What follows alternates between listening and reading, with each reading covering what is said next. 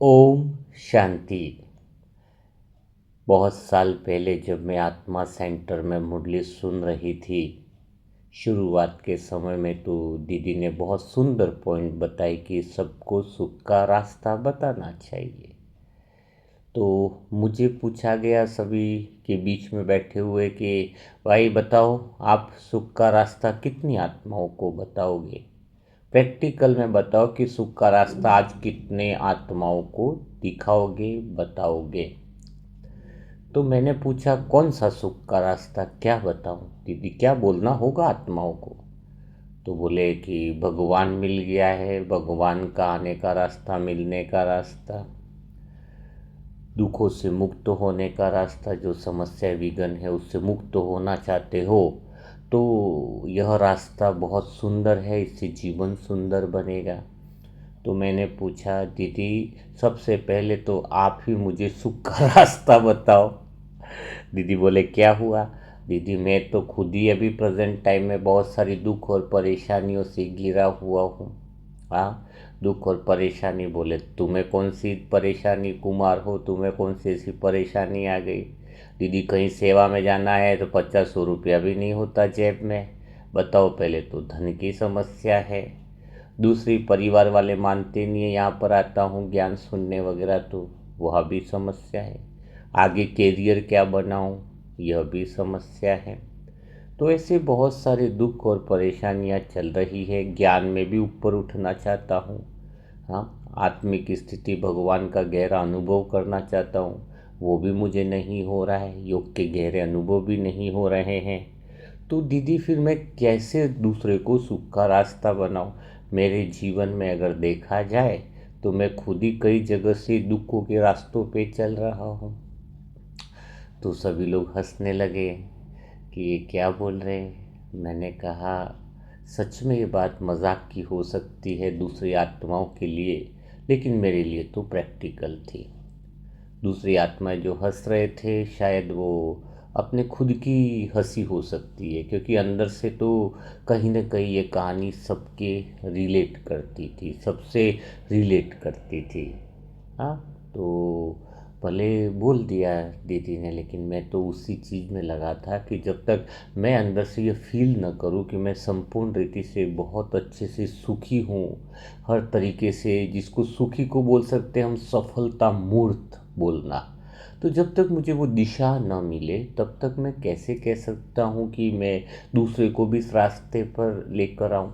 अगर मैं बोलूँगा तो वो नशा नहीं होगा। आज कई सारी आत्माएं बाबा के बच्चे होते कहते हैं ना कि यहाँ पर बहुत सारा सुख मिलता है, जीवन में सुख का रास्ता है, और अंदर जानता है, वो आत्मा खुद जानती है मेरे इतने दुख भरे पड़े हैं, तो फिर मैं सुख का रास्ता कैसे बताऊं किसी को? हाँ, तो मेरे अंदर तो ऐसे ही ख्यालात चलते थे, क्योंकि बात धारणा के पॉइंटों की चल रही है। तो मैं आत्मा इसीलिए आपको वो प्रैक्टिकल वाली बातें बताना चाह रहा हूँ कि फिर कैसे मैं आत्मा सफलता मूर्त बनी, कैसे जीवन में पता चला कि मैं आत्मा बहुत अच्छे से सुखी हूँ, आनंद में हूँ। तभी तो दूसरी आत्माओं को बताने का मज़ा आता है, आनंद आता है। और सच में जब हम प्रैक्टिकल में अंदर से सफलता मूर्त होते हैं तो दूसरे को जो बताते हैं वो शब्द अनुभव के होते हैं, प्रैक्टिकल में वह अनुभव के होते हैं, ऑथोरिटी के बोल होते हैं। तो सबसे पहली बात जो मुझ आत्मा ने अपने जीवन में करी है इस 25-30 सालों में, जिससे मुझ आत्मा का जीवन बहुत सुंदर बना, खुशहाल बना, जो बाबा कहते हैं सुख का रास्ता बताना चाहिए, तो वो कौन सी ऐसी विधियाँ हैं वो डायरी में आपको लिखनी चाहिए। प्रैक्टिकली तो आपका जीवन बहुत जल्द परिवर्तन हो जाता है, बहुत जल्दी बदलाव उसमें आने लगता है। तो सबसे पहली बात जो मुझे आत्मा को लगी और मैंने प्रैक्टिकल में वो शुरुआत करी, क्योंकि मैं अंतर से मनन चिंतन करता था कि अब मुझे क्या करना चाहिए, तो बाबा की मुरली को ही मैंने जीवन में आधार बनाया, उसके अलावा मैंने किसी चीज़ को आधार नहीं बनाया। तो मुरली में थी कि बात थी कि जैसे बाबा कहते हैं कि जो है उसको बढ़िया करना है, संतुष्ट करना है, और आप विशेष काम के लिए बने हो। ये लाइन मेरे लिए बहुत अच्छी थी। तो पहला काम जो मैंने किया और आपको भी करना चाहिए कि मैं जो हूँ, मैं जो भी अभी मेरी स्थितियाँ चल रही हैं, चाहे वो सेवा की हो या फिर कोई आप छोटा मोटा काम कर रहे हो, एक ही लाइन लिखना चालू कर दो कि मैं किसी इससे बेहतर चीज़ के लिए बना हूँ। जो चल रहा है उससे बेहतर चीज़ के लिए बनाओ। ऐसा नहीं कि जो काम कर रहे बोलो मैं तो प्रधानमंत्री के लिए बना हूँ, मैं तो राष्ट्रपति के लिए बना हूँ, मैं तो बड़े कलेक्टर पद के लिए बना हूँ। नहीं, ये सब झूठ की बात है।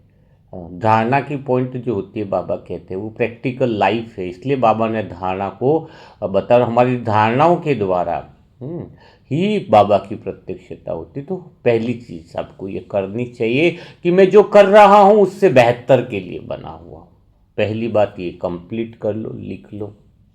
हाँ, बहुत बड़ा। तो मुझे पोछे लगाने की सेवा मिलती थी, तो मैं पोछा भी बहुत सुंदर तरीके से लगाता था, बहुत प्यार और स्नेह के साथ। कोई मुझे देखे ना देखे, कोई छोटी सेवा मिल जाती, कोई पर्चा भी बांटना है, कोई कुछ भी काम है, घर में भी जो काम मुझे मिला हुआ लौकिक में मिलता है या वो, तो मैं वो काम बहुत सुंदर तरीके से करता। और एक ही बात कि मैं इससे बेहतर चीज़ के लिए बना हूँ। और ये मेरा प्रैक्टिकल उदाहरण है। मैंने तो अपने जीवन में एक कुदरत का नियम है, जो काम आप बहुत बढ़िया से कर रहे हो संतुष्टता के साथ, प्लस एक लाइन जब ऐड करते हो कि मैं उससे बेहतर चीज़ के लिए बना हूँ, तो वो कुदरत को मैसेज करता है बहुत जबरदस्त। इसलिए लोग कहते हैं कि मन का यूज़ करो। भगवान कहता है मेरा यूज़ करो, भगवान कहता है तुम अपने मन को यूज़ करो, वो विधि बताता है।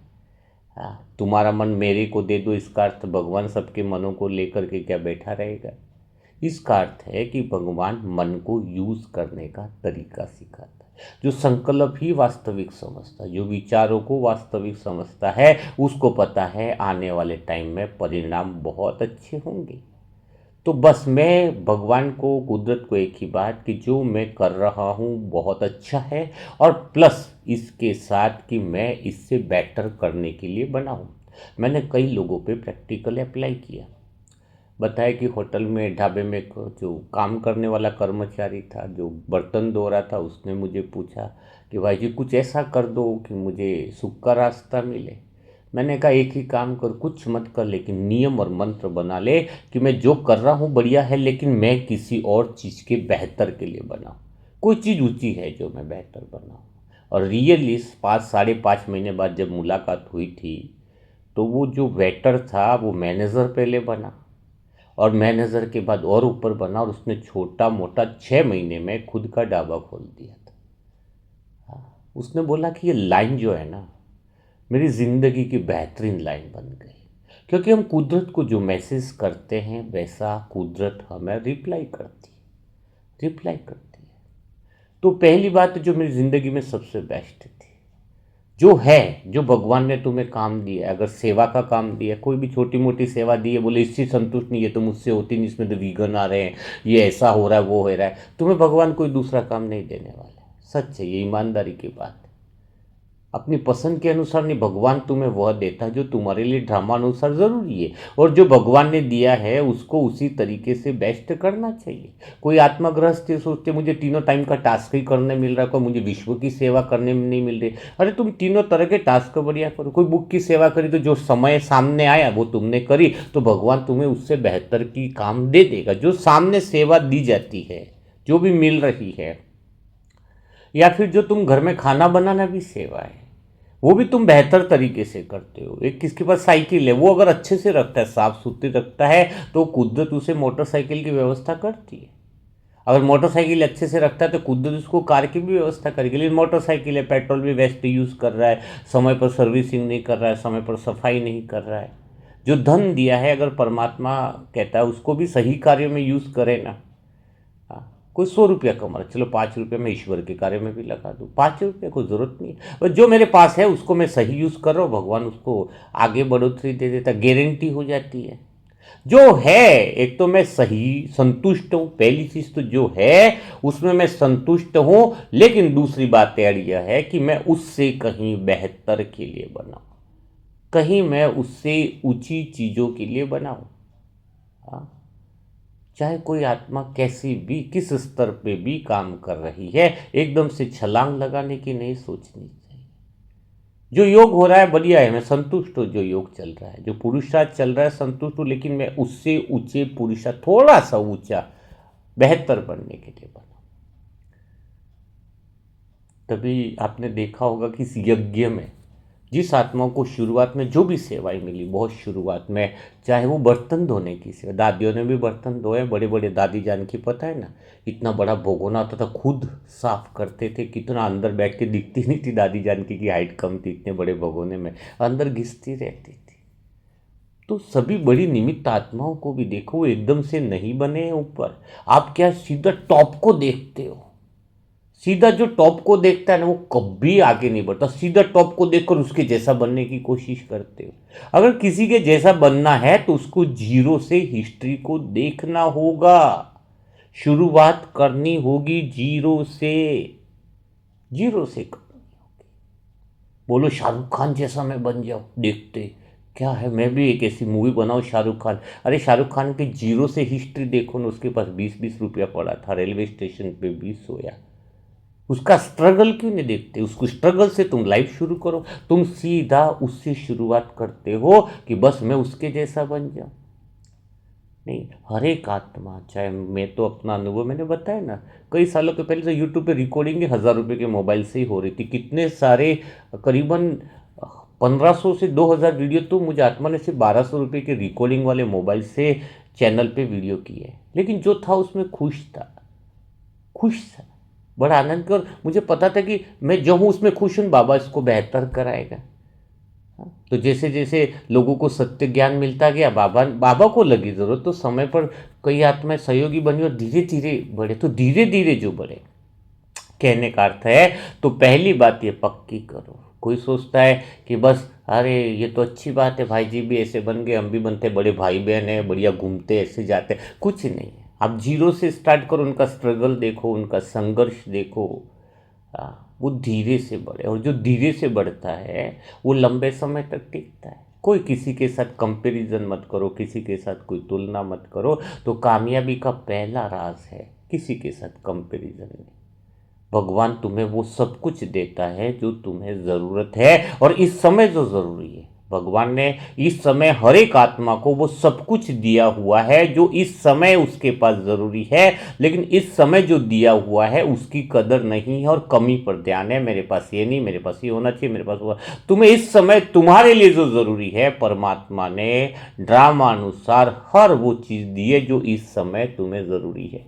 शरीर में थोड़ा बुखार भी दिया है तो वो भी ज़रूरी है, ताकि तुम आत्मा समझ पाओ। अगर ऐसी पत्नी दी है तो वो भी ज़रूरी है, ऐसी सास दी है तो वो भी ज़रूरी है, इस समय के अनुसार। बस इस समय तुम अपना रोल संतुष्टता के साथ निभाओ, संतुष्टता के साथ। जो हूँ पार्ट में संतुष्ट हूँ, हाँ, लेकिन एक लाइन ज़रूर ऐड करनी है। एक लाइन कभी मिस मत करना, वो है कि मैं आत्मा जो हूँ ठीक हूँ, लेकिन मैं इससे बेहतर के लिए बनी हूँ। ये कुदरत को फ़ोन लगाओ, ये कुदरत को मैसेज जा रहा है, ये कुदरत को मैसेज जा रहा है कि आप जो हो उसमें खुश भी हो, और आप इससे बेहतर करने की जिम्मेदारी के लायक भी हो।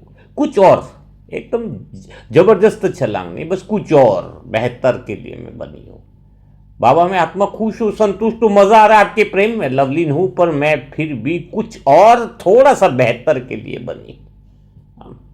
ये शुद्ध है, शुद्धता है, ये सफलता है ये। और मैं कुछ बेहतर के लिए बनी हूँ, वो किसके लिए बात हो रही है? आत्मा के लिए नहीं। आत्मा तो मूल भाव में मस्त है, मन के लिए हो रही है, क्योंकि मन को तो हमें दिशा देनी है, मन को तो उच्च चेतना में ले जाना है, मन को तो प्रैक्टिकली हमें बहुत बहुत ऊंची चीज़ों में लेके जाना। तो ये सारी बातें प्रैक्टिकल धारणा में मन के लिए हो रही है, मन को दिशा देने के लिए। तो पहली बात जो मेरे जीवन में सबसे बड़ा परिवर्तन लाई, वो मैंने आपके साथ शेयर करी।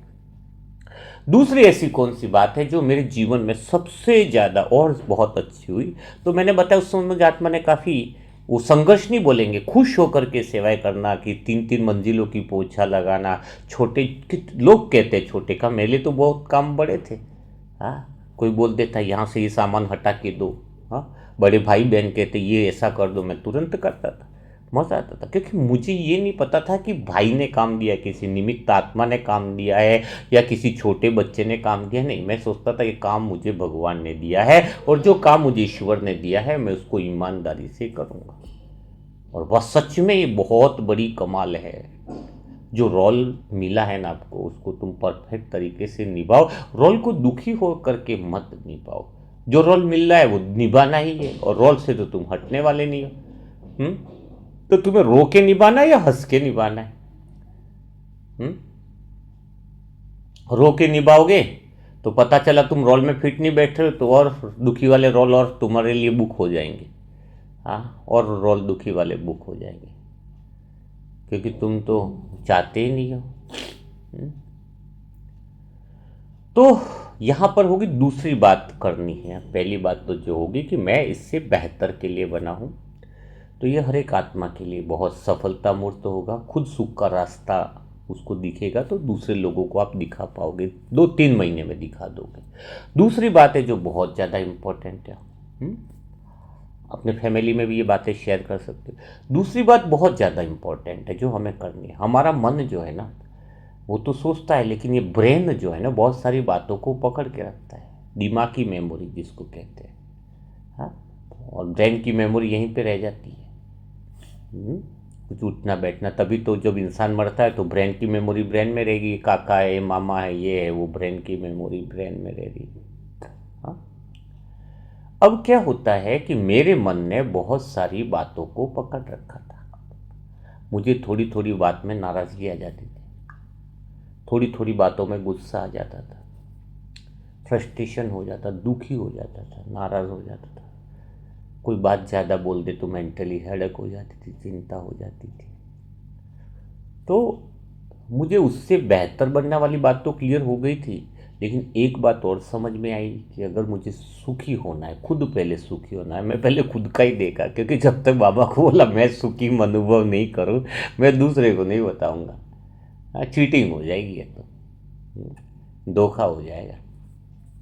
तो मैंने काम किया कि मुझे, मेरे मन ने बहुत सारे हाथ बना रखे, 25-50 हाथ, और 25-50 हाथों पे बहुत सारी व्यर्थ बातें, व्यर्थ चीज़ें, हाँ, व्यर्थ चीज़ें पकड़ रखी है। मुझे इन चीज़ों को छोड़ना होगा, और जब तक मेरा मन इन चीज़ों को नहीं छोड़ेगा, मन सुख की दिशा में जा ही नहीं सकता। सुख की दिशा में जा ही नहीं। कुछ विकार भी थे ना, यह शुरुआती था, नई आत्मा थी, बाबा की याद में था। हाँ, यंग एज से, इतना कम एज से शुरुआत में आया तो मन ने बहुत सारे सांसारिक आकर्षण, बट अंदर समझ आ गई थी कि ये सब नहीं होना है। लेकिन एक समझ आना और प्रैक्टिकली छोड़ना, इन दोनों बातों में फ़र्क होता है। यहाँ पर कौन सी ऐसी आत्मा है जो सुन रही है, जिसको समझ नहीं है कि विकार में नहीं रहना चाहिए? सबको समझ है। यहाँ पर कितनी सारी आत्माएं जो आप लोग सुन रहे हैं कि गुस्सा नहीं करना चाहिए, फिर भी गुस्सा। आप में से कितनी सारी आत्माएं होंगी जो ये समझती है कि मुझे दुख नहीं लेना चाहिए, फिर भी आप दुख ले रहे हो। हाँ, टेंशन नहीं करनी चाहिए, तनाव नहीं लेना चाहिए, फिर भी तनाव ले रहे हो। तनाव यानी तन की नाव में बैठ जाना, देह की नाव में बैठ जाना। तो समझ सबको है, लेकिन छूट कोई भी नहीं पा रहा है। तो मैंने ये समझा बात को कि भगवान, मीठे बाबा, प्यारे बाबा, तो मुझे यह पहले दुख और परेशानी और दुख की बातों से, इन सब परेशानियों से, व्यर्थ बातों से छोड़ने का तरीका बताओ, तब तो मैं दूसरे को भी रास्ता बताऊं। मैं खुद गुस्से से छूट नहीं पा रहा हूँ, मैं थोड़ी थोड़ी बातों में टेंशन ले लेता हूँ। टेंशन बाहर नहीं दिखाता, सेंटर में बोले तो ऐसा मुस्कुराता जैसे कोई टेंशन है ही नहीं, और भीतर में तो 5 किलो का वजन रखा हुआ। कोई बात कह दे तो बाहर तो एक वैसे बन जाए। कई बड़े भाई बहन कहते हैं हमें तो अभी कोई फ़र्क नहीं पड़ता, हमें तो ऐसा बनना चाहिए कि कोई फ़र्क ना पड़े। मैं तो कहता दीदी को फ़र्क क्या, मेरे के अंदर तो वही बात चलती रहती है ना। तो मुझे उस चीज़ों से प्रैक्टिकली निकलना था। तो मैंने क्या किया, वो विधि आपको प्रैक्टिकली धारणा युक्त पॉइंट के लिए बता रहा हूँ, आपको डायरी में लिखना चाहिए।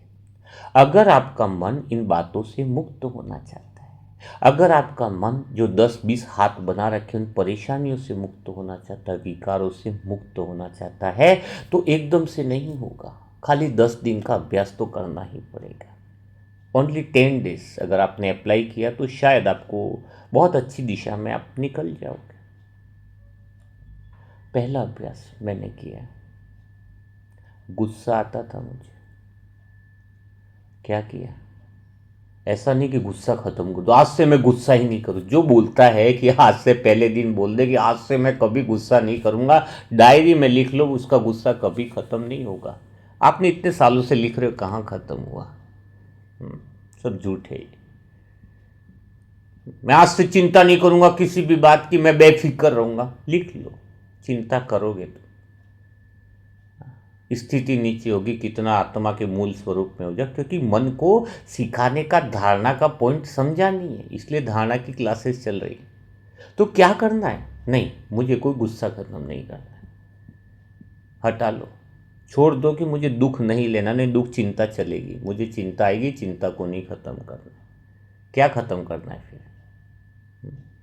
पहला काम करना है, मैंने जो किया अपने जीवन में प्रैक्टिकल अप्लाई, मैंने लिखा कि मुझे गुस्से को ख़त्म नहीं करना है, लेकिन एक बात पक्की रखी कि मुझे गुस्सा लेकिन कब करना है अभी बड़ी बातों में करना है, छोटी बातों में नहीं करना है। ये टैगलाइन होगी मेरे लिए जीवन में। गुस्सा तो नहीं छोड़ूंगा भाई, गुस्सा तो ज़रूरी है। हाँ, मन भी खुश, अरे क्या बात है, गुस्सा नहीं छोड़ने के लिए बोल रहा है, इतनी आदत है बनी हुई। लेकिन एक टैगलाइन दिन भर कि मैं छोटी छोटी बातों पे गुस्सा नहीं करूँगा। किसने मेरी चीज़ में मुझे थोड़ा सा पानी के लिए नहीं पूछा, किसने मेरे लिए ये नहीं किया, हाँ हाँ, किसी ने मुझे ओम शांति नहीं भूला, किसी ने मुझे बुलाया नहीं, मैं छोटी छोटी बातों पे गुस्सा नहीं करूँ। लेकिन कोई मेरा अपमान कर दे बहुत ज़्यादा, उल्टा सुल्टी बोल दे, तो मैं धड़ाल्ले से गुस्सा करूँगा। पक्का नियम बना लिया मैंने, कोई मुझे मेरा ही ज़्यादा ही अटैक करेगा मेरे को तो मैं इस पर टूट पड़ूंगा, गुस्सा करूंगा मैं, बस ये नहीं। लेकिन कंडीशन रखी कि मुझे छोटी छोटी बातों पे गुस्सा नहीं करना। अब होता क्या है, बड़ी बातें आपको रोज इतनी सारी गहरी मोटी मोटी बातें कर दे, ऐसा तो कभी होगा नहीं। क्या रोज इतना बड़ा अपमान अपना कर दे, इतना भी नहीं होगा। तो मेरे साथ क्या हुआ, लगभग कितना सारा टाइम निकल गया लेकिन कोई बड़ी बात हुई नहीं। हाँ, मैंने सोच लिया कि मुझे छोटी छोटी बातों में गुस्सा नहीं करना है। कोई बात आती, अरे ये तो छोटी बात है, इस पर क्या गुस्सा करना। मैंने अपने मन को समझा रखा, बड़ी बात आएगी तो करेंगे बड़ी बात आएगी तो करेंगे। 1-2 महीना हुआ, बड़ी बात भी आई, लेकिन उस समय जो गुस्सा आया ना, तो वो गुस्सा मेरे कंट्रोल में था। ऐसा लग रहा था कि मैं चाह करके गुस्सा कर रहा हूँ, ये बड़ी बात है, चलो इस पर गुस्सा करना, जैसे मैं प्रिपेयर होके गुस्सा कर रहा हूँ। यानी गुस्सा भी मेरे कंट्रोल में था। सोचो बात को, कि बिकॉज मैं प्रिपेयर था, मैं तैयार था, प्रिपेयर था कि अब गुस्सा तो आ रहा है बट मेरे कंट्रोल में है। ये थोड़ी बड़ी बात लग रही है, यहाँ पे गुस्सा जायज़ है। गुस्सा भी मेरे, मतलब ऐसा लगा कि गुस्सा भी मैं चाहूँ तब करूँ, तो ये गुस्सा भी गुस्सा नहीं है, ये तो आपका हथियार है। और धीरे धीरे तो वो बड़ी बातों पे भी गुस्सा ऑटोमेटिकली गायब होने लगा, भीतर से किसी बात पे भी नहीं। चिंता दुख की बात थी तो वहाँ पर भी ऐसा है कि छोटी छोटी बातों की चिंता नहीं करूँगा। 100 रुपया गिर गया तो चिंता करूँ, घर में ग्लास टूट गया तो चिंता करूँ, हाँ किसने ये कह दिया, नहीं चिंता करूँगा। बहुत बड़ी चीज़ हो, 25-50 ले जाए गिर जाए तो चिंता करूँगा, मैं बाकायदा करूँगा। घर में बहुत बड़ी बात हो जाए जिसको सॉल्यूशन निकालना, तो मैं क्या करूँगा, चिंता बहुत बढ़िया है, चिंता करूँगा, पक्का कर लिया। लेकिन मैं छोटी छोटी बातों की चिंता नहीं करूँगा। डायरी में लिख लिया मैंने, बहुत प्रैक्टिकल, बहुत मेहनत करी, और सच में ऐसा हुआ कि सेंटरों में छोटी छोटी बातें होती थी, फर्क ही नहीं पड़े, क्योंकि पक्का था सुबह से अर्ली इन द मॉर्निंग कि मुझे छोटी छोटी बातों में चिंता करनी ही नहीं। छोटी छोटी बातों में वो सबको दिया, मुझे नहीं दिया, उसको ज़्यादा दे दिया, मुझे कम दे दिया।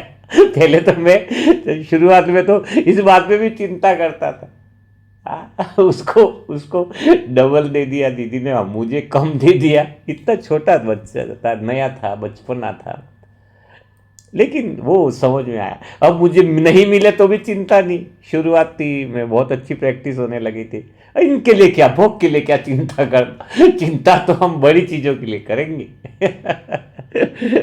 चिंता तो हम बड़ी बड़ी चीज़ों के लिए करेंगे, क्या छोटी छोटी बातों में चिंता करना। हाँ, ये शुरुआत है, थोड़ा मैं आपको प्रैक्टिकल धारणा की पॉइंट को आपको फायदा मिले इसलिए मैं ये बातें बता रहा हूँ। तो ये है मन को प्रैक्टिकली दिशा देने का, कि आप लिख लो कि मैं छोटी छोटी बातों में चिंता नहीं करूंगा, लेकिन बड़ी बात आएगी तो जरूर करूंगा। ये पक्का लिखना होगा, आपको लिखना होगा, तभी आप मुक्त हो पाओगे। हाँ, सीधा तुम सीढ़ी पर नहीं पहुंच पाओगे। सीधा बोल दोगे कि आज के बाद मैं चिंता नहीं करूंगा, आज के बाद मन गुस्सा ही नहीं करेगा, तो ऐसा पॉसिबल भी नहीं है और कभी सक्सेस भी नहीं हो पाओगे। तो ये जो चीज़ है, दूसरी जो गहरी पॉइंट है जो आपको समझनी चाहिए, वो मैंने आपको बता दी। हाँ, गुस्सा भी करूँगा, सब कुछ होगा, लेकिन बड़ी चीज़ों पे होगा। छोटे तो धीरे धीरे तुम छोटी चीज़ों पे कवर करोगे, छोटी छोटी बातों पे गुस्सा बंद कर दोगे, तो ये बहुत बड़ी आदतें और संस्कारों का परिवर्तन हो जाएगा, जो तुम्हें ऊंचाई पर लेकर के जाएगा। तुम्हें इसका धारणा देखो, जितना ज्ञान सीखा, जितना प्रेम सीखा, उतनी धारणा की पॉइंट को तुम्हें ढीला नहीं सोचना चाहिए। ये स्कूल है बाबा की, यहाँ पर डायरी में लिखकर क्या फॉलो कर रहा हूँ, क्या नहीं कर रहा हूँ, इसको तुम्हें अंडरलाइन करना चाहिए। पूरा दिन तो अगर होमवर्क नहीं किया, पोता मिल का अर्थ कुछ भी नहीं है। पोता मिल का अर्थ है कि जो धारणा की पॉइंट बताइए उस पर तुम चले या नहीं चले, ये है पोता मिल। पोता मिल ये नहीं कि मैं मन में बाबा की याद में कितना रहा, मैं क्या, तुम्हारी धारणाएं कितनी रही उसके आधार पे पता चल जाएगा कि तुम्हारी याद कितनी है, ज्ञान कितना है। ऑटोमेटिक धारणा पे अटेंशन है, प्रैक्टिकल लाइफ में अटेंशन है, तो आत्मा और भगवान के प्रेम में डूबे रहना तो स्वाभाविक होता है, स्वाभाविक होता है। तो आज देखो कि कितनी छोटी छोटी बातों पर मैंने चिंता नहीं की, छोटी छोटी बातों पे गुस्सा नहीं किया। कोई बड़ी बात पे गुस्सा हो जाए तो राइट करो, इट्स ओके, चलेगा, ऐसा बहुत बड़ी बात है। तो ये दूसरा पॉइंट था मेरे जीवन में सुख का रास्ता करने के लिए, है ना, छोटी छोटी बात। तीसरी बात थी जो सफलता मूर्त और सुख का रास्ता अपनाना था, तो मुझे अंतर्मुखी होना था। क्या होना था? अंतर्मुखी। तो अंतर्मुखी में कैसे रहूं, कैसे मैं अंतर्मुखी रहूं, प्रैक्टिकल में कैसे रहूं, ऐसा कि मैं आत्मा हूँ, शांत स्वरूप हूँ, मेरा मन विचारों में चला गया, ये तो नॉर्मल बात थी। मुझे ये समझ में आया कि सुख के रास्ते पे मैं आत्मा चलने लगी थी। पहली मैं उससे बेहतर वाली पॉइंट से और छोटी छोटी बातों को मैं अवॉइड करने से, लेकिन तीसरी जो बात आ रही थी वो थी कि मुझे अंतर्मुखी होना था। तो अंतर्मुखी कहेंगे किसे, इस बात को थोड़ा सा हम छोटी सी कहानी से पहले समझते हैं। एक जंगल में बहुत सारे जानवर थे, खरगोश थे, कुत्ता था, बिल्ली थी, बहुत सारे जानवर थे। उसमें एक हाथी भी था। अब हाथी था, सब जानवर थे, अब हाथी को ये पता ही नहीं कि मैं इतना बड़ा हूँ, क्योंकि कोई आईना तो था नहीं जो वहाँ पर देखें। और दूसरी बात, इतना बड़ा तालाब नहीं था वहाँ पर कि तालाब में वह यह देख पाए, कई सालों से बारिश नहीं थी, तो वो तालाब में यह भी नहीं देख पाया, कभी अपनी परछाई नहीं देख पाया कि मैं इतना बड़ा हूँ। तो उसको कैसे पता चले कि मैं इतना बड़ा हूँ? कैसे पता चलेगा? हाथी का इतना शरीर बड़ा, नहीं, उसको पता ही नहीं कि मैं इतना बड़ा हूँ। छोटा सा पॉन्ड होता था, बहुत छोटा सा, जिसमें मुश्किल से सूंड डाल करके पानी पी लेता था सबकी तरह से। एक दिन क्या हुआ, बहुत भयंकर बारिश हुई, तालाब के तालाब भर के। जैसे उसने तालाब में पानी पीने गया, उसने अपना पूरा विशालकाय शरीर देखा, तो उसको लगा कि मैं इतना बड़ा हूं। वो दूसरे जानवर से पहले डरता था, छोटे छोटे जगह उसको लगता था मैं भी तो ऐसा ही होऊंगा, उसको पता ही नहीं था कि मैं इतना बड़ा हूं। हाँ? लेकिन जैसे ही पानी में उसके दर्शन हो गए, उसने खुद को देख लिया, पता चला कि मैं इन सबसे बड़ा हूं, शक्तिशाली हूं, पावरफुल हूं, बहुत जबरदस्त। और जैसे ही तालाब में उसने अपनी परछाई देखी, उसको समझ में आ गया कि मैं कोई अलग हूं। फिर उसके चलने की ढाल बदल गई, दूसरे लोगों के सामने चलने की ढाल बदल गई, उसको स्वयं का एहसास हो गया। तो अंतर्मुखी का अर्थ एक ही है, ये थोड़ा सा मन को चुप कर देना, इसको अंतर्मुखी नहीं कहते हैं। थोड़ा सा साइलेंस में चले जाना, आधा घंटा मौन में बैठ जाना, 7 दिन तक मौन का नाटक करना कि भाई आज तो 3 दिन हमारा मौन है, आज तो बाबा मिलन है, आज हम मौन में रहेंगे, अंदर तो बातें चल रही हैं। ये सब मौन नहीं, ये अंतर्मुखता नहीं। अंतर्मुखता की एक ही परिभाषा थी, जो मुझे आत्मा ने अंतर्मुखी होने के लिए दीवानापन हो गया था मेरा, और वो दीवानापन जुनून उसी ने मुझे बहुत अच्छे से योगी बना दिया, सुख की दिशा में कदम रखवा दिया। तो अंतर्मुक्ता का अर्थ है कि मन रूपी दर्पण में आत्मा का सत्य स्वरूप, पूरा स्वरूप, मूल स्वरूप जो है वो उसको दिख जाए कि मैं आत्मा कितनी शक्तिशाली हूं, मैं आत्मा कितनी पावरफुल हूं, मैं आत्मा पूरी ब्रह्मांड को अपने संकल्पों से दिशा दे सकती हूं, मैं आत्मा पूरे संसार को दिशा दे सकती हूं, मैं आत्मा भगवान जैसी हूं, भगवान मेरे जैसा है। यह विश्वास की वाणी उसको अनुभव हो जाए, वो मन रूपी दर्पण में उसको दिख जाए, तो उसका जीवन बदल जाता है। तो सुख पे रास्ते पे चलने के लिए जो तीसरी जो पॉइंट थी वो मेरे लिए बहुत जबरदस्त थी कि मुझे आधा अधूरा मन में चित्र नहीं देखना है, मन रूपी दर्पण में आत्मा का मूल केंद्र अनुभव करना है। मूल केंद्र जहां पर मैं साजन के साथ खड़ी हूं, जहां परमात्मा के साथ खड़ी हूं, और मेरा मूल स्वरूप जो मैं मास्टर सर्वशक्तिवान हूं, मैं आनंद स्वरूप हूं, प्रेम स्वरूप हूं, मुझे उस स्वरूप का अनुभव करना है, तो मैं आत्मा सुख के रास्ते पे चल सकते। तो ये तीसरी बात आप आत्माओं को होनी चाहिए। तो डायरी में लिखिए कि अंतर्मुक्ता के बिना आप सुख के रास्ते पे चल नहीं सकते, और अंतर्मुक्ता का अर्थ है मन रूपी दर्पण में आत्मा का मूल स्वरूप देखना। अब यह तो हो गई ज्ञान की बात, लेकिन धारणा करनी थी, प्रैक्टिकल लाइफ में इस चीज को मुझे उतारना था कि मैं मन रूपी दर्पण में आत्मा का मूल रूप देखूं कैसे, क्या ऐसी विधि करूं प्रैक्टिकल में जो मुझे अपना मूल स्वरूप दिखाई दे। हाथी को तो पानी में दिखाई दिया अपना स्वरूप, मुझे भी अपना स्वरूप देखना था। तो मुझे अपना स्वरूप देखने के लिए मन रूपी दर्पण पे जो धूल लगी थी उसको हटाना था, प्रैक्टिकल में हटाना था कि मैं अपने मन रूपी दर्पण की धूल को हटाऊं। अब यह देखना था कि मन रूपी दर्पण पर क्या धूल लगी हुई है जो मुझे सुख तक पहुंचा सकती है, जो मुझे आत्म साक्षात्कार करा सकती है, जो मुझे आत्मा के मूल स्वरूप तक लेकर के जा सकती है। तो यहाँ पर आप आत्माओं को प्रैक्टिकली सीखना होगा, क्योंकि बात प्रैक्टिकली चल रही है। आपका मन जो गलती करता है, जो आत्मा का मूल स्वरूप जो नहीं अनुभव करता है, जो सबसे बड़ी मिस्टेक करता है, ये मेरे अपने अनुभव से मैं आत्मा बता रही हूँ। मैंने जो गलती कर रहा था मैं आत्मा, इसी वजह से मैं आत्मा का मूल स्वरूप नहीं अनुभव कर पा रही थी, तो वो गलती मैंने इम्प्रूवमेंट करी। मैं आत्मा गलती क्या कर रही थी, मन को हमेशा दुखों से मुक्त करने की। काफ़ी साल मेरे को इसी में लग गए थे कि मैं अपने मन को दुखों से मुक्त होना चाहता था। कोई बात कह दे तो दुखों से मुक्त हो जाओ, कोई बात ये कह दे तो मुझे मुक्त हो जाऊं, हाँ, मेरे मन में दुख चले ही नहीं। तो मेरा पुरुषार्थ चलता था मन को दुखों से मुक्त करने का, तो कभी मैं आत्मा का मूल स्वरूप अनुभव ही नहीं हुआ। और आपके अंदर भी अगर ये ख्यालात सुबह से शाम तक चलते हैं कि बच्चों का जॉब हो जाए, बच्चों की पढ़ाई अच्छी हो जाए, पति बदल जाए, सासू माँ ऐसी हो जाए, यानी आपने एक अंदर से एक बात फिक्स कर रखी है कि मुझे अपने मन को दुखों से मुक्त करना है। और मुरली मंथन भी इस दिशा में सुनते हो, तो सब चीज़ें इसी दिशा में सुनते हो। तरीका तुम्हारा यही है कि मुझे अपने मन को दुखों से मुक्त करना है। और यहाँ पर यह पॉइंट जो है वो आत्मा के मूल स्वरूप में कभी ले नहीं जा सकता। आत्मा का मूल स्वरूप मन रूपी दर्पण में कभी दिख नहीं सकता है। अब मेरा पुरुषार्थ तो कुछ अलग हो गया, बहुत अलग हो गया। क्या था, अब मैंने सोच लिया कि मुझे अपने मन को दुखों से मुक्त नहीं करना है, मैंने कहा अपने मन को सुखों से मुक्त करना है। ये बात बहुत गहरी है। हाँ, आप भी जिस दिन ये बात समझ लोगे जिंदगी बदल जाएगी। मैंने सोच लिया, हाँ, मन को सुखों से मुक्त करना है, दुखों से मुक्त नहीं करना है। मुझे कुछ सुख ही नहीं चाहिए, क्योंकि मन जो है मूल स्वरूप है, मन जो है वो सुख और दुख से पार है।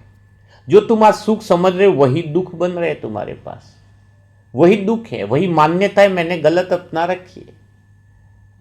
मन में मान्यताएं गलत अपना रखी थी, वो सारी दुख हो गई। कि मैं सोचूं कि मैं गरीब हूं इसलिए दुखी हूं। अरे तुम गरीब हो तो सुखी हो, ये जिसके पास पैसा है वो ज्यादा दुखी हो रहा है, किसी की पड़ोस में 20-25 लाख की लॉटरी लगी, हम तो निरंतर भगवान का ध्यान कर रहे। हमारा तो भाग्यशाली नहीं, हमने भी लॉटरी की टिकट खरीदी, पड़ोसी ने खरीदी, 15-20 लाख की लॉटरी लग गई। तो हमने देखा ये तो बहुत सुखी है, हमने सुख दुख को पैमाना दे रखा है। कुछ महीनों बाद पता चला कि उसके साथी ने पैसा उसके पास था तो उसका मर्डर कर दिया पैसों के कारण। बताओ वो पैसा सुख का कारण बना या दुख का कारण बना? उसकी लॉटरी की जगह अगर हमारी लॉटरी लगती तो हमारी गर्दन कटी हुई मिलती, बताओ। तो तुमने बता रखा है कि मैं गरीब हूं तो दुखी हूं। नहीं नहीं, ये तो गलत है। जो धन वाला है वो सुखी है, ये तुम गलत मान्यताओं को पकड़ करके तुम चल रहे हो। हाँ? कि मैं गरीब हूँ इसलिए दुखी, धन नहीं है इसलिए दुखी है, मेरे बेटे का जॉब नहीं इसलिए दुखी, मेरे वाइफ का ये नहीं गुस्सेल है इसलिए मैं दुखी। नहीं नहीं नहीं, दुख तुम्हारे विचारों में, दुख तुम्हारे विचारों में। दुख है कि तुम कमी को समझ रहे हो, कि कमी मान रहे हो अपने आप को कि मेरे अंदर ये कमी है। कुछ कमी नहीं। जो तुम दुख समझो, जिसको तुम सुख समझो, वो दुख में जल्दी बदल जाता है। देखा नहीं क्या किसी इंसान के साथ रिलेशन बनना, 10 दिन तक अच्छे घूमते हो, 11वें दिन या 15वें दिन बाद वही दुख का कारण बनता है। जो मोबाइल हम सोच रहे हैं कि आज मोबाइल खरीदा, ये तो बहुत है बड़ा मोबाइल है, सुख का कारण है, पता चला कुछ दिन बाद उसकी बैटरी डिस्चार्ज हो रही है, मोबाइल थोड़ा सा गिर गया तो टूट गया, या फिर उसके अंदर अपन फंसते जा रहे हैं। जिसको भी तुमने सुख माना वो दुख ही तो बना है, और जिसको तुम दुख मान रहे हो वही तो पहले सुख ही था। तो मन जिस दिन ये सोच ले कि मुझे सुखों से मुक्त होना है, दुखों से नहीं। मैं अपनी दिल की बात बताऊँ, मैं बहुत साधारण रहने लग गया था, इसलिए नहीं कि मेरे पास कमी, मैं खाट से भी नीचे आ गया, चटाई पे सोने लग गया था। बस मुझे सुख नहीं चाहिए, मैं सुखों से भी मुक्त, मैं दुखों से तो मुक्त होना ही नहीं है मुझे, पर मैं सुखों से मुक्त होना चाहता हूँ। मैंने देखा कि मैंने कौन कौन से सुख पकड़ रखे हैं, कौन कौन से शरीर को मैं आराम देना चाह रहा हूँ। खाना भी ऐसे खाता था कि मैंने खाया ही नहीं। कोई पूछा तुमने खाना खाया, मैंने कहा नहीं खाया। घर वाले पूछते खाना खाया, मैंने कहा मैंने नहीं खाया। बोले सुबह तो खाया, 4 रोटी 5 रोटी, खाना नहीं खाया, झूठ बोलता है। मैंने बोला मैंने नहीं खाया, भगवान ने खाया, उसको खिला दिया मैंने सब कुछ, मैंने नहीं खाया, कुछ भी नहीं खाया। भगवान गवाह कि मैंने एक रोटी भी नहीं खाई। हाँ, हाँ, भगवान ने खा ली, उसको ही खिलाया मैंने नहीं खाई है। मैंने कहा, और खाते समय भी हर निवाला यही था, भगवान को ही खिला तो तू ही खा भगवान मेरे को नहीं चाहिए ये थाली भी तेरे लिए, रोटी भी तेरे लिए, नमक कम है तो भी तेरे लिए, ज़्यादा है तो भी तेरे लिए, जो भी है वो सामने आया वो सब कुछ तू खा ले। हाँ, सब कुछ खा ले, सब कुछ खा ले, मेरे को कोई फिक्र नहीं। एक शुरुआत में नियम मर्यादा में थोड़े टाइम चल ही रहा था, किसी घर वालों ने मुझे ज़बरदस्ती लहसुन प्याज का खाना परोसी दिया, भूखा खाना पड़ेगा, तब तक बिल्कुल नया था, खा लिया। मैंने बोला भगवान अब आया है तू ही खा ले, मेरे को क्या करना है, तू जैसा लाएगा वैसा खिलाएंगे, अब क्या करेंगे, कोई और तो था नहीं, नया नया था, खा ले जो आया है वो तू खा ले। मेरे अंदर 1% फीलिंग नहीं है कि लहसुन प्याज का खाना खा ली। भगवान ने खाया, मैंने कहाँ खाया। मैंने कहा जो देगा वो मैं दूंगा, 56 तरह के भोग आ गए तो भी तुझे खिलाऊंगा, सूखी रोटी और चटनी आई तो भी खिलाऊंगा, जो जैसा आएगा वैसा खिलाऊंगा तुझे, तू ही खा रहा, मैं तो खा ही नहीं रहा हूँ। ये भाव बहुत पक्का हो गया मेरे को, खाने में ऐसा भाव, तभी तो अभी एक ही दिन में एक ही टाइम खाता हूँ तो भी बढ़िया से रह लेता हूँ। शाम को भी कोई भोजन नहीं होता है, दूध पीता हूँ बस हल्का सा, सुबह नाश्ता भी नहीं करता हूँ। हाँ, क्योंकि ऐसा नहीं कि कुछ है, जिसका शरीर जैसा करे वैसा करो, ऐसा नहीं कि आप लोग भी ऐसा कर लो। मुझे क्या, रात को जल्दी सोना है तो सुबह जल्दी उठना है। सुबह उठने के लिए मेहनत मत करो, जल्दी सोने की मेहनत करो। 9 बजे सो जाओ, 9 सवा 9 बजे। तो मैंने जो भी मुझे सुख लग रहा था, गद्दे भी मैं अपनी बात बता रहा हूँ, तुम ऐसा मत करो, और मैं चटाई पे ही कई सालों से चटाई पे सो। हाँ, बाहर कहीं जाऊंगा तो चटाई पे नहीं, तब गद्दे पे सो जाए, वो अलग बात है, वो अलग मैटर है। पर मैंने अपनी तरफ से, क्यों धरती पर बैठकर योग क्यों करते हैं इंसान, सारे साधन सारे संसाधन तपस्या हमेशा धरती पर बैठ कर करते हैं, क्योंकि धरती पर हम अपनी औकात में रहते हैं, अहंकार से मुक्त रहते हैं। जिसका शरीर सही है उसको तो धरती जमीन पर बैठकर बिल्कुल पालथी मार के ब्रह्मा बाबा की तरह योग लगाना चाहिए। तो एक ही बात है, तीसरी, अगर आत्मा के मूल भाव में आना है तो एक ही काम करना है। क्या काम करना है? मन को दुखों से मुक्त कराने के पीछे मत जाओ। तुमने बहुत ज़्यादा सुख पकड़ रखे हैं, बहुत सारी इच्छाएं अपेक्षाएं, हाँ, इससे मुझे सुख मिल जाए या ये वो मिल जाए मुझे, या सुख मिल रहा है, मिल जाए छोड़ो, वो तो मिल जाए तो वो तो मिला ही नहीं है, लेकिन जो पकड़ रखे हैं उनको भी कमजोरी मत बनाओ। जैसे जैसे तुम्हारी उसकी पकड़ ढीली होती जाएगी तो क्या होगा, आने वाले समय में दुख नहीं आएंगे, क्योंकि जो तुम सुख पकड़ रखे वही तो दुख बनने वाले हैं ना।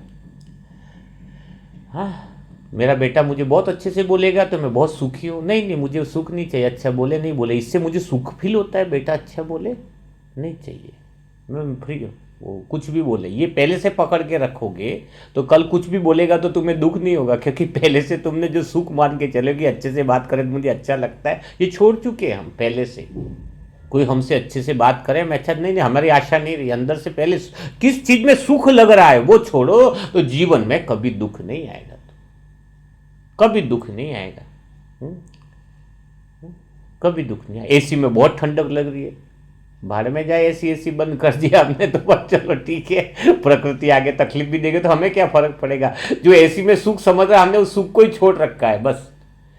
इसका मतलब वो त्याग नहीं, थोड़े समय ये करना चाहिए, आत्मा को करना चाहिए, आदत बनानी चाहिए, क्योंकि वो सुख है ना आने वाले समय में दुख का कारण बन ही रहा है और वो ही दुख बनेगा। तुम दुखों को भी मिटाने के चक्कर में क्या करते हो, सुख लाने की कोशिश करते हो, इससे आत्मा के मूल भाव में तुम स्थिर नहीं रह सकते ना, आत्मा के मूल भाव में स्थिर नहीं रह सकते हो।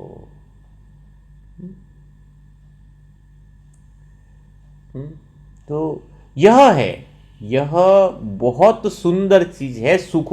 तब से मुझे आत्मा का शरीर पे जो कपड़े थे, पहले तो ज्ञान से पहले तो बहुत सारी जीन्स वगैरह भी पहनता था, आपको बताया मैंने, ऐसा कुछ नहीं है कि 16 14 15 साल थे तो, लेकिन जैसे ज्ञान मिला उसके बाद साल भर में मुश्किल से कोई एक ड्रेस चला है मेरा। अब वो ड्रेस फट जाए तब जाके दूसरा लेना, 2 ड्रेस से ज़्यादा नहीं, 2 ड्रेस से ज़्यादा नहीं, बहुत अच्छे से, क्योंकि इसलिए नहीं कि कोई मन है ना सुखों के अधीन न हो, बहुत 2 में सिंपल आप एक्स्ट्रा अलमारी में इकट्ठे कर रखे वो तनाव देता है। अगर तुमने 6 महीने से कोई ड्रेस इकट्ठे कर रखे जो तुम पहन ही नहीं रहे तो गरीब को दे देना चाहिए, किसी और को जरूरतमंद को दे देना चाहिए। अलमारियां भरने से तनाव बढ़ता है, जो चीज़ें तुम्हारे पास एक्स्ट्रा हैं, लग रहा है कि इसका साड़ियाँ पड़ी है, इसको तुम 6 महीना हो गए साल भर को यूज़ ही नहीं कर रहे, जो यूज़ नहीं कर रहे वो निकालना, यही योग है। इकट्ठा करना योग नहीं है, छोड़ना योग है। इकट्ठा तुम्हें पुण्य करना है, तुम चीजों को इकट्ठा कर रहे हो, इकट्ठा तुम्हें श्रेष्ठ कर्म करना है, तुम दूसरी चीजों को इकट्ठा कर रहे हो। तो यह सबसे बड़ी बात, मुझे अपने जीवन के अनुभव, धारणा वाली जो पॉइंट है वो प्रैक्टिकल मेरे जीवन का अनुभव है, वो मैं आपको बता सकता हूँ जो प्रैक्टिकल है, तो उससे मेरे जीवन में बहुत सुख और आनंद रहा और सदा के लिए सुख का रास्ता पड़ा। और जब सुखों को ही छोड़ दिया पकड़ना, क्योंकि वो सुख सुख है ही नहीं, हमारी गलत धारणा है। अब दूसरी बात क्या होती है कि हमने मान्यता पकड़ रखी, इसलिए दुखी हम सोचते हैं हमारे पास तो कुछ है ही नहीं, दूसरे के पास तो बहुत कुछ है। देखो एक कौवे को लगा कि मैं, भगवान तूने मुझे इतना काला क्यों बनाया, इतना काला बनाया, पूरा काले रंग से रंग दिया तूने मेरे को, हाँ मैं कितना दुखी हूँ, इतना गंदा बना दिया तूने मुझे। तो काले ने, एक बतख मिली तो बतख को पूछा तू बहुत खुश होगा, बोले। बतख बोला क्यों खुश है, तो बोले तू तो पूरा सफेद है, मैं इतना पूरा काला, तेरे पास तो सफेदी कितनी सुंदरता है, तू तो बहुत खुश होगा, पूरा दिन एंजॉय में रहता होगा। बतख बोले नहीं नहीं, कहाँ एंजॉय में रहता हूँ, वो तोता है ना, देखा ना उसके पास तो रंग बिरंगी कलर है, मेरे तो एक ही वाइट ही कलर है, तोते के पास देखो कितने रंग बिरंगी कलर है। तोता बड़ा मज़ेदार होगा। तो उसको, कौवे को लगा कि तोता फिर बहुत बड़ा खुश होगा, तोता के पास जाके पूछता हो, उसको तो भगवान ने रंग बिरंगे कलर दिए। तोते के पास गया तो तोते को पूछा कि तुम तो बहुत बड़े खुश होने चाहिए, इतने अच्छे सुंदर कलर दिए हैं। तो तोता बोले क्या 1-2 कलर दिए हैं, 1-2 कलर में कोई मज़ा नहीं है जीवन। सबसे सुंदर तो, सबसे बढ़िया तो मुझे मोर लगता है, कितना रंग बिरंगे, उसके तो बात ही मत पूछो, एकदम अलग ही, उसकी तो देखते ही मन लग जाता है। बोले कौवा सोचे तोता भी दुखी, बतख भी दुखी, वो तो सोच रहा था मैं ही दुखी हूँ, हाँ जिसके पास वाइट कलर है वो भी दुखी, जिसके पास 2-3 कलर ज़्यादा है वो भी दुखी है। और वो अब कह रहा है कि मोर के पास जब से, तो उसने सोचा मोर सबसे ज़्यादा सुखी होगा, तो वो मोर के पास गया। मोर के पास गया, मोर को बोला कि आपकी तो सुंदरता वास्तव में बहुत बढ़िया है, आपके पास तो रंग बिरंगे कितने कलर है, कितना प्यारा है आपका। बोले तो आप तो बहुत खुश होंगे, दुनिया के सबसे जानवर में सबसे ज़्यादा खुश आप होंगे। वो बोले नहीं नहीं नहीं, मेरे को तो इतना दुख है पूछो मत। कहीं भी फ्री में घूमो तो पकड़ ले जाते, मेरे को पिंजरे में डाल देते, हर समय खतरा बना हुआ है, हर समय डर बना हुआ है। अब तो फ्री में घूमना ही मुश्किल हो गया है, हर पल डर में जीता हूँ। हाँ, ऐसा लगता है कि बंधन में ही हूँ। वो बोले सबसे ज़्यादा खुशी तो मैं कौवे को ही समझता हूँ, कोई पकड़ता ही नहीं है फ्री में बंधन में घूमता है, बंधन मुक्त होकर के घूमता है, मस्ती से घूमता है। तो उसने तो सोचा ये तो बात मेरे पे है कि तुम सबसे ज़्यादा खुश हो, काश मुझे कौवा बनने मिल जाता। तो बात देखो, बाहर बाहर की सुंदरता की कुछ भी नहीं।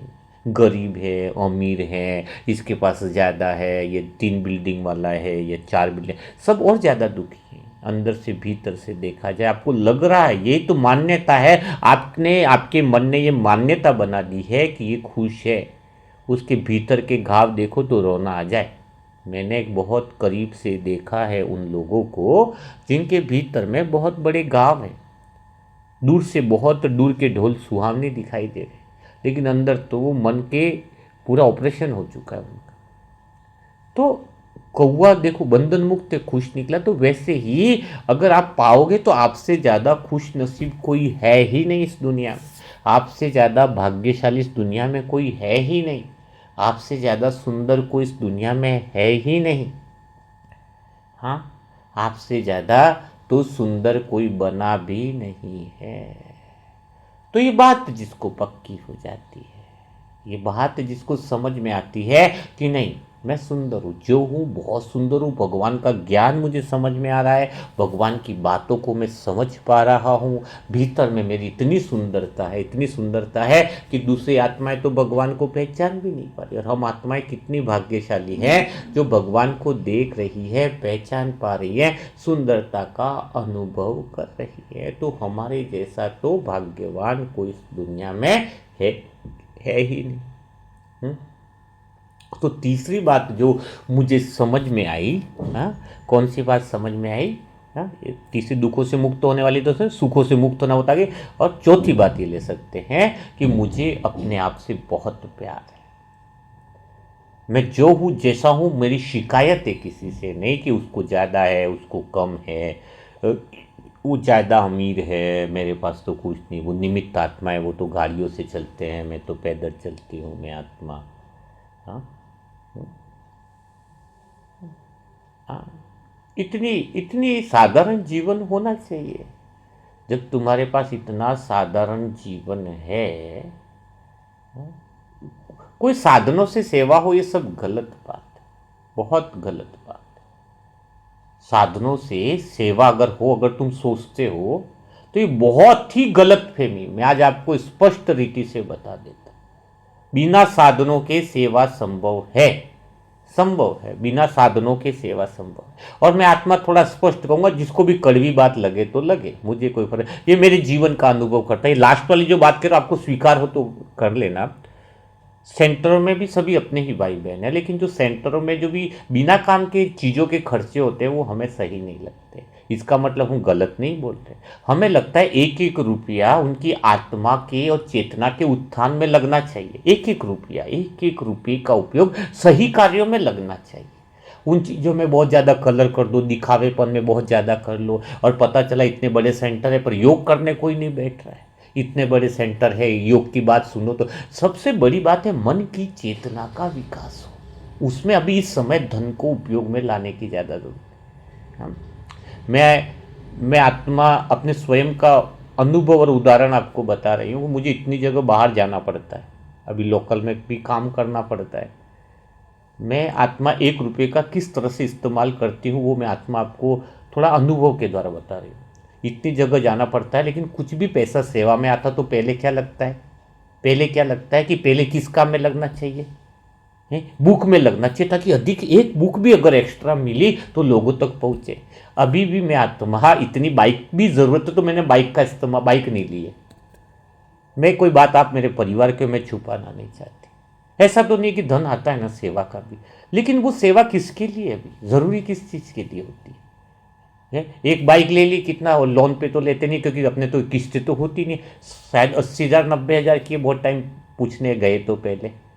हाँ, अभी तो मतलब किसी की मिल जाती है तो चले जाते हैं ना, सेवा करनी होगी, लेकिन किसी की मांगने की आदत नहीं है। कभी हाथ तो कभी किया नहीं बाबा, हम पैदल चल लेंगे, कितनी भी बड़ी बात होगी, ज़रूरत होगी तो बैठ जाएंगे। हाँ, तो इतनी बात में बाबा साक्षी है कि इतने साल में भी, इतने समय में हर एक रुपया, एक एक रुपया, और उन आत्माओं को भी दिया। मनसा सेवा ग्रुप में कई सारी आत्मा, अभी कितनी सारी आत्मा जिनको फ्री में बुक पहुंचे, जो खाली लिख दिया कि मेरे पास बुक नहीं है, बहुत पीड़ा हुई, पैसा नहीं है भाई जी, थोड़ा सा करो तो 6 बुक है, थोड़ा थोड़ा करके देंगे। अब बताओ, उसको ज्ञान की जरूरत, तो वो इतनी डेप्थ में पढ़ रही है वो आत्माएं, तो वो साधनों में लगा दूं धन, या उन आत्माओं को वो पहुंचा दिया तो वो ज़्यादा अच्छा है। बताओ, आपको बताना नहीं पड़े, पर कई सारी आत्मा ऐसी भी है जिनके घर में राशन नहीं था, बाबा के बच्चे। तकलीफ उनकी जब सुनने में आया कि उन्होंने लिखा कि ऐसा कुछ हमारे लिए संकल्प करो ना, कि अभी आज अभी हमारे पास बहुत परेशानियां चल रही। मैंने बोला गूगल पे नंबर दो, ज़्यादा नहीं, 2,000 3,000 राशन में का, जब तक समस्या बोलते जाओ। हम अनाज यहाँ पे मुंह में दाना डालेंगे तो तुम भूखे रहो, तो हमारे जीवन में वो मतलब नहीं है। ये बाबा का परिवार आप अपने, तो कहने का मतलब है सही साधनों का, सही रुपयों का जो इस्तेमाल करेगा तो उसका मन सुखी रहेगा। इसलिए कभी ज़रूरत ही नहीं पड़ेगी बाइक में, इसमें चीज़ों में पैसा लगा दे। धन आते पहला काम ये होना चाहिए कि कैसे मैं दूसरों के मन की चेतना को बढ़ाने में इस पैसे का सही इस्तेमाल करूं, कैसे कल्याण हो, जो दूसरे के मन की चेतना का विकास हो, उस चीज़ में हम बने, उस चीज़ में सहयोगी बने तो शायद बहुत अच्छा रहेगा। तो आज की धारणा की क्लास यही थी कि सुख का रास्ता बताना।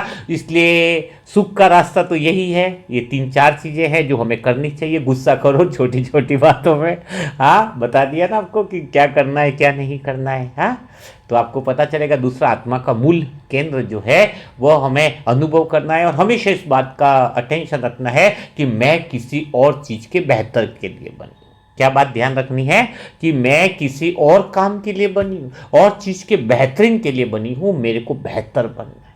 हाँ, तो ये सारी जो चीजें हैं, बहुत सारी चीजें हैं जो प्रैक्टिकल में, और दुखों से मुक्त होने की कोशिश मत करो। अगर सुखों से मुक्त हो जाओगे उसी समय कर्मातीत अवस्था को पालोगे, उसी समय सच में है। और वास्तव में यही विधि अपना, दुखों से मुक्त होते जाओगे, सुखों को पकड़ते जाओगे। एक्चुअली में दुख तुम्हारे पास है नहीं, जो सुख समझ रहे हो वही तुम्हारे दुख का कारण निरंतर बनते जा रहे हैं।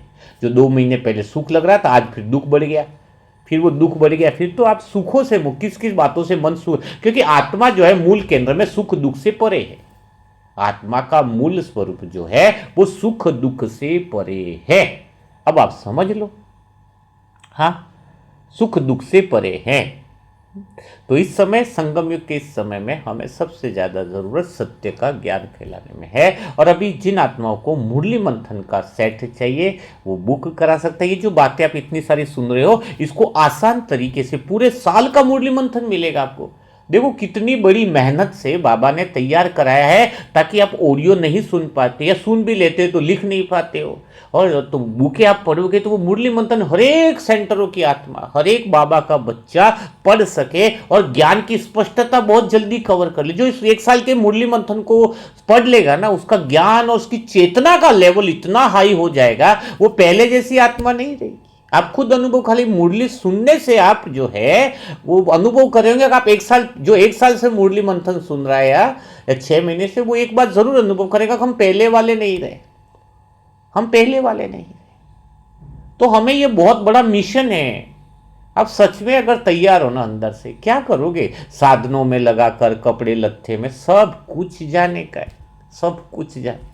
ये मेरे दिल की बात है, आंखों से प्रेम के आंसू आ रहे हैं कि सच ये है कि कुछ नहीं है, अभी समय बहुत नाजुक, हम अधिक से अधिक हम और सुख मिले। और आपको अंदर से जो सबसे ज्यादा सुकून किस बात का मिलता है बताओ? आत्मा को सबसे ज्यादा सुकून मिलता है, मेरा दिली अनुभव कहता है, पुण्य कर्म करने से। जब मन में पुण्य कर्मों का बल मिलता है, पुण्य कर्मों का एक बल मिलता है, तो एक बहुत अच्छा, देखो कल किसी ने, बहुत अच्छा है, कल किसी आत्मा का मैसेज आया, सुबह की बात है, सुबह की बात है कि 2 सेंटर पे पहुंचाना है। कटनी सेंटर है और एक जबलपुर सेंटर है। उस पर फ्री में मतलब बुके हमें, और सेवा का ऑर्डर है। वहाँ की बहनें बहुत अच्छी पढ़ रही हैं, अच्छा लगा उनको बुके, और वो मोबाइल पे पढ़ रही है। उन्होंने बोला सेंटर पे हो जाएगा तो बहुत बढ़िया है। तो कटनी सेंटर है और जबलपुर सेंटर है। तो वहाँ से फिर वो निमित्तात्मा के ऑर्डर, ऐसे 5 सेंटर और आए। हाँ, एक कैलकाटा के भी 3 सेंटर आए। तो कल ही अपने ग्रुप की, मनसा सेवा ग्रुप की बहन है, उन्होंने सीधा बोला कि मैं किसी सेंटर की सेवा करना चाहती हूँ, नाम नहीं लूँगा क्योंकि वो गुप्त में है।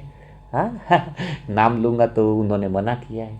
तो वो बहन काफ़ी अच्छी है, वो रहती है तो सीधा 8 की जगह 10 किया उन्होंने डाला, और बैंक में जाके डाला उस बहन ने।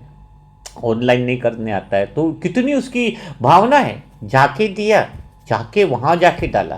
तो जो ऑर्डर भी आया उसको भी खुशी खुशी बाबा करा रहा है।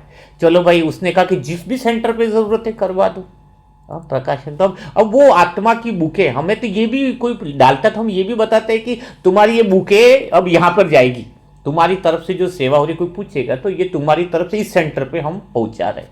पारदर्शिता है, अपने को क्या करना है। तो अब वो कितनी सारी आत्माओं को फायदा होता है, कितनी सारी चीज़ों को फायदा होता है। कैलकाटा के भी 2 सेंटर हैं, ऑर्डर है, उनकी भी व्यवस्था धीरे धीरे होती जाएगी।